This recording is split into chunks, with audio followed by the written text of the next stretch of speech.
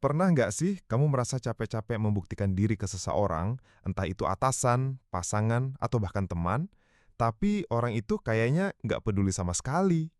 Pasti kamu langsung mikir, aku kurang apa ya? Salahku di mana? Tapi coba deh, kita balik pertanyaannya. Gimana kalau masalahnya bukan di kamu, tapi di mereka yang nggak bisa lihat betapa berharganya kamu? Membiarkan orang lain kehilanganmu itu bukan soal balas dendam atau menyimpan dendam. Ini soal menyadari nilaimu sendiri dan berhenti ngemis pengakuan dari orang yang memang tidak mau atau tidak mampu memberikannya. Perjalanan ini bukan tentang menjadi pahit, tapi tentang menjadi lebih baik. Nah, di video ini kita bakal bahas kenapa kita harus berhenti mencari validasi dari orang lain. Sebelum lanjut, jangan lupa subscribe dan nyalakan loncengnya ya, biar kamu nggak ketinggalan video keren lainnya. Yuk kita mulai. 1. Kenapa kita takut diabaikan? Pada dasarnya, kita ini makhluk sosial. Kita butuh merasa nyambung, dihargai, dan dimengerti sama orang lain. Ini bukan sekedar keinginan, tapi sudah jadi setelan pabrik kita sejak kecil. Dulu, senyuman orang tua itu artinya kita aman. Pujian dari guru bikin kita percaya diri. Pola ini ke bawah sampai dewasa. Kita jadi sering mencari persetujuan dari luar untuk merasa berharga. Makanya kalau kita diabaikan, rasanya sakit banget. Kita jadi mempertanyakan nilai diri kita sendiri.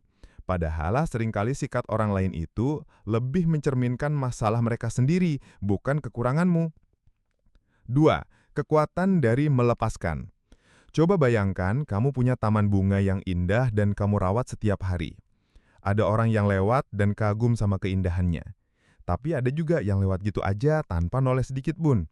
Pertanyaannya, apakah kamu bakal berhenti merawat tamanmu cuma karena ada yang nggak peduli? Tentu enggak kan? Taman itu ada untuk mereka yang mau berhenti sejenak untuk menikmatinya. Begitu juga dengan dirimu. Ketika kamu berhenti memaksa orang lain buat ngakuin nilaimu, kamu dapat bonus energi. Energi ini bisa kamu pakai buat hal yang lebih penting, seperti fokus pada hobimu, karirmu, atau orang-orang yang benar-benar peduli sama kamu. Melepaskan itu bukan soal menyerah, tapi soal mengalihkan energimu ke tempat yang tepat. 3. Kapan waktunya untuk pergi? Terus kapan kita tahu sudah saatnya untuk pergi? Coba perhatikan tanda-tandanya. Misalnya kalau kamu terus-terusan merasa cemas, nggak dihargai, atau ngerasa energimu terkuras setiap kali berinteraksi sama orang itu. Atau kalau kamu sadar bahwa hubungan itu nggak mendukung pertumbuhanmu sama sekali. Pergi itu bukan berarti kamu benci. Ini artinya kamu lebih sayang sama dirimu sendiri. Kamu memilih kedamaian daripada terus-terusan cari pengakuan yang nggak akan pernah kamu dapat. Kamu layak berada di lingkungan di mana kamu tidak perlu terus-menerus berjuang hanya untuk sekedar dihargai. 4. Menyambut orang yang tepat. Hubungan yang baik dan sehat itu bukan soal jumlah, tapi soal kualitas. Ibaratnya kayak berkebun lagi. Kalau kamu sebar benih sembarangan di semua jenis tanah, energimu habis dan belum tentu ada yang tumbuh.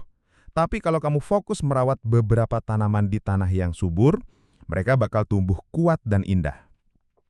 Hal yang sama berlaku untuk hubungan. Daripada buang waktu untuk orang yang tidak cocok, lebih baik investasikan waktumu pada orang yang tulus. Gimana caranya? Mulai perhatikan orang-orang di sekitarmu. Siapa yang bikin kamu semangat? Siapa yang benar-benar mendengarkan kamu? Siapa yang merayakan keberhasilanmu? Itulah koneksi yang layak kamu pertahankan. Ketika kamu fokus pada mereka, kamu akan sadar bahwa kamu tidak pernah sendirian. 5. Seimbangkan antara introspeksi dan menerima diri sendiri. Di satu sisi, penting untuk introspeksi diri.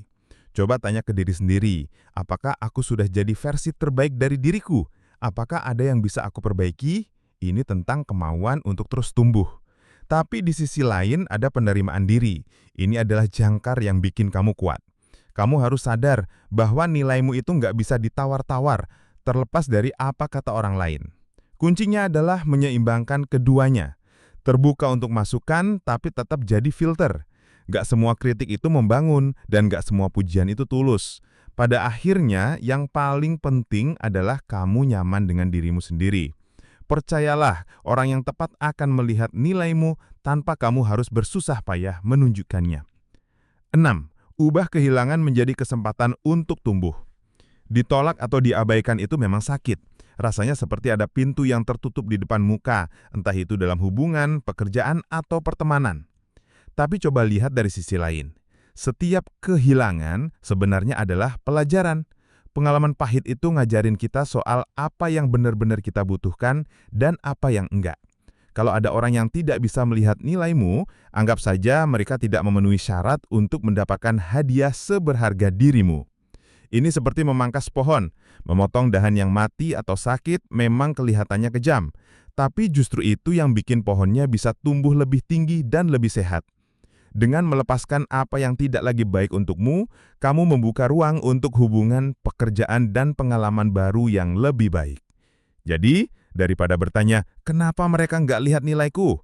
Mulailah bertanya, pelajaran apa yang bisa aku ambil dari sini? Inti dari semua ini adalah, kamu adalah hadiah. Nilaimu nggak bergantung pada pengakuan orang lain. Ketika kamu sadar akan hal ini, kamu berhenti ngemis perhatian. Kamu akan menarik orang-orang yang tepat, yang bisa melihat cahayamu tanpa kamu harus menyalakannya terang-terang. Terima kasih sudah menonton sampai habis. Jangan lupa subscribe biar kita bisa terus belajar bareng. Ingat, di komunitas ini, cahayamu selalu dihargai. Sampai jumpa di video berikutnya.